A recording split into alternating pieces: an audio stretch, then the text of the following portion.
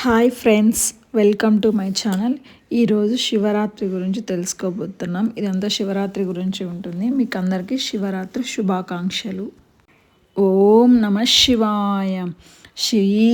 రాత్రి సాధారణ రాత్రి కాదు, ఇది శివుని శ్వాసతో నిండిన పవిత్ర రాత్రే మహాశివరాత్రి. శివుడు అంటే భయం కాదు, శివుడు అంటే శాంతి. శివుడు అంటే నాశనం కాదు, పునఃసృష్టి. ఆది లేనివాడు, అంతం లేనివాడే ఈ మహాశివుడు. లింగ రూపంలో విశ్వాన్ని ఆవరించిన పరమశివుడు. ఈ పవిత్ర రాత్రి భక్తుల హృదయాల్లో భక్తి దీపాలు వెలిగించే రాత్రిలో మహాశివుడు మనల్ని కనుకరిస్తాడు. పురాణాల ప్రకారం ఈ రోజునే శివుడు పార్వతీదేవిని వివాహం చేసుకున్నాడని పురాణ కథనాలు చెప్పుతాయి.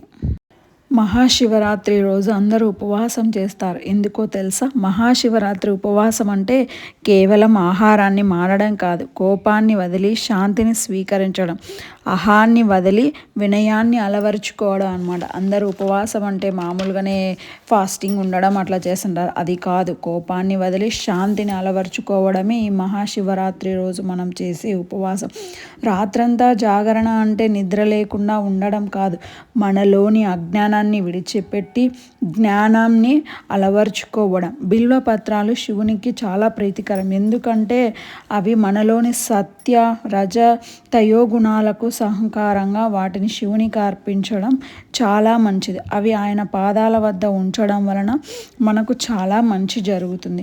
ఓం నమ శివాయ అనే ఈ పంచాక్షరి మంత్రాన్ని శివరాత్రి రోజు 108 సార్లు మనము చెప్పడం వలన మనకి శివుని యొక్క అనుగ్రహం మనకి కలుగుతుంది.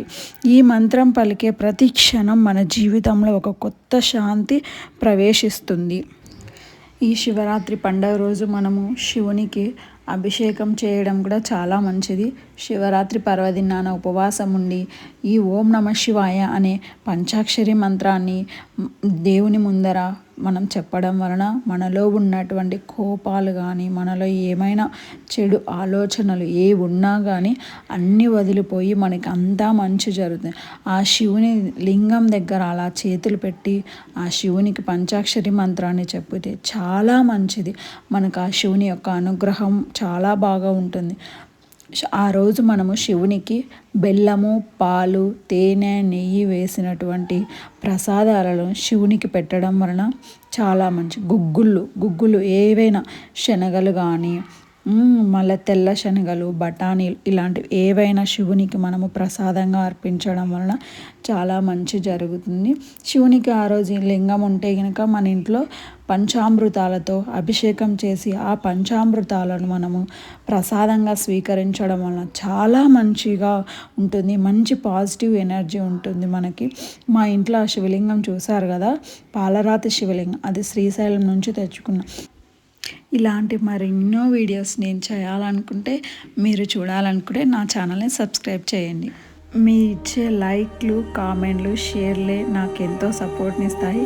ప్లీజ్ లైక్ చేయండి, సబ్స్క్రైబ్ చేయండి. Thank you for watching.